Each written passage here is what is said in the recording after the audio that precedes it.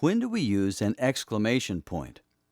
An exclamation point is used at the end of a sentence or after an interjection to show strong emotion or emphasis. But don't use more than one exclamation point at a time. I hope it's not hungry. Wow, what a ride!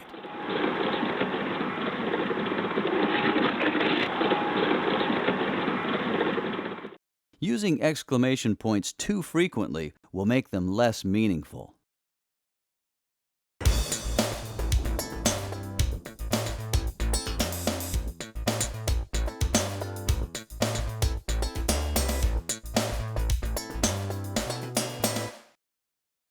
When do we use a question mark? A question mark is used at the end of a direct question. It's used when the writer is looking for information. Why is an airplane used to plant rice? Will the osprey eat the fish?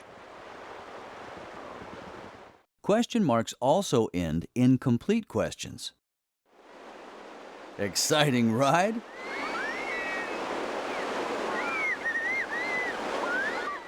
They're also used with statements that are meant to be questions. You live downtown?